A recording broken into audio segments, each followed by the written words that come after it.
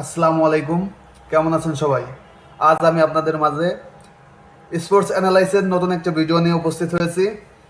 আজকে আলোচনা করব কোপা আমেরিকার কোয়ার্টার ফাইনাল এবং কোয়ার্টার ফাইনালের প্রথম ম্যাচটি অনুষ্ঠিত হবে আর্জেন্টিনা বনাম ইকুয়েডরের মধ্যে। এই ম্যাচটি অনুষ্ঠিত হবে বাংলাদেশ সময় 5ই জুলাই সকাল 7টায়। আর ম্যাচটি অনুষ্ঠিত হবে হাউস্টনের এনআরজি স্টেডিয়ামে।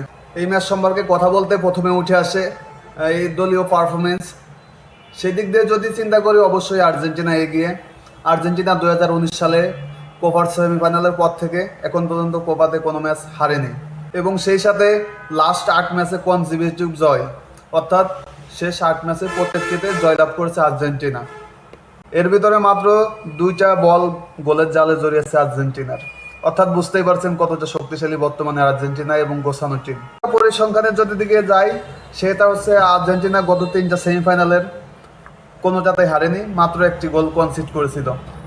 ইকুয়েডরের সাথে কথা বলতে যদি আসি, আর্জেন্টিনা কখনো এখন পর্যন্ত কোপা আমেরিকাতে ইকুয়েডরের সাথে হারেনি, হেরেছে অন্যান্য ম্যাচে বা ফ্রেন্ডলি ম্যাচে। এবং সর্বশেষ ইকুয়েডরের সাথে দেখা হয় 2021-এর, সেখানে আর্জেন্টিনা 3-0 গোলে জয়লাভ করে ইকুয়েডরের সাথে। তারপরে আসে এত শত সমীকরণ আদৌ কি কোনো কাজে আসবে? কারণ মূল বিষয়টা দেখা যায় খেলার মাঠে খেলা হয়, অর্থাৎ খেলার মাঠেই বোঝা যাবে কে কতটা পারদর্শী, কতটা শক্তিশালী এবং কোন দল ম্যাচটা জয়লাভ। ইকুয়েডর ব্যাকফুট আছে, তবে তাদের রিসেন্ট পারফরমেন্স লাস্ট 5টা ম্যাচে মাত্র একটিতে হেরেছে এবং একটি ড্র, বাকি 3টাতেই কিন্তু জয়লাভ করেছে। সেক্ষেত্রে তাদের এবং গত যে ম্যাচটা মেক্সিকোর সাথে হলো, এই খেলাটা দেখলেই বোঝা যায় তারা আসলে ছেড়ে দেওয়ার পাত্র না। অবশ্যই আর্জেন্টিনার সাথে বুক চিতিয়ে লড়াই করবে এবং জয় আশা নিয়ে মাঠে নামবে। এর পরিসংখ্যানের দিকে যদি তাকাই, তারা গত 4টা কোপা আমেরিকার 3টারই কোয়ার্টার ফাইনালে খেলেছে এবং এই ইকুয়েডরই কিন্তু 2015 সালে আর্জেন্টিনাকে 2-0 গোলে ব্যবধানে হারিয়ে দিয়েছিল। অর্থাৎ বোঝা যায় পরিসংখ্যান বা সমীকরণ যত যাই হোক, আসল খেলাটা কিন্তু হবে মাঠে। এদিকে এখন আমরা দেখে নেব উইন প্রেডিকশন বা পসিবিলিটি কোন দল কেমন।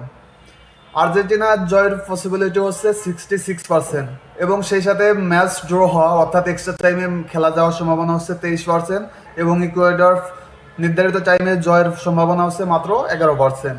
রেজাল্ট সেটা আমরা খেলার দিনে, অর্থাৎ আগামীকাল সকাল 7টায় দেখতে পারবো বা জানতে পারবো। আর আর ভিডিওটা শেষ করার আগে সকলকে আবারও ধন্যবাদ জানাচ্ছি। এ পর্যায়ে লাস্টে আমরা লাইন আপটা দেখে নেব এবং কারা কারা খেলছে ম্যাচে, সম্ভাব্য যে একাদশ, সেই একাদশটা আপনাদেরকে জানিয়ে দিচ্ছি। আর্জেন্টিনা শুরু একাদশে থাকছে এমিলিয়ানো মার্টিনেজ গোলকিপার এবং ডিফেন্স লাইনে 4 ফরমেশনে থাকছে টেগলিফিকো, মার্টিনেজ, রোমেরো, মোলিনা।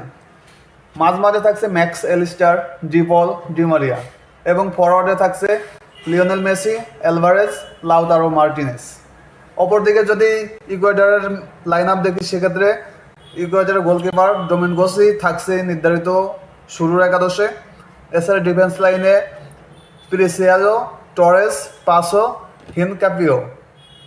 মাঝে থাকছে তারা 2 ডবল পজিশনে নিয়ে খেলবে, ফ্রাঙ্কো ও ক্যাইসিডো। ফরওয়ার্ডে তারা 3টা এবং এক্সট্রা ফরওয়ার্ড, সেন্ট্রাল ফরওয়ার্ডে অতিরিক্ত একটা নিয়ে মোট 4টা কম্বিনেশন তৈরি করেছে। সেটা হচ্ছে ইয়েবোয়া, পায়েস, সেমিনেতো, ভ্যালেন্সিয়া।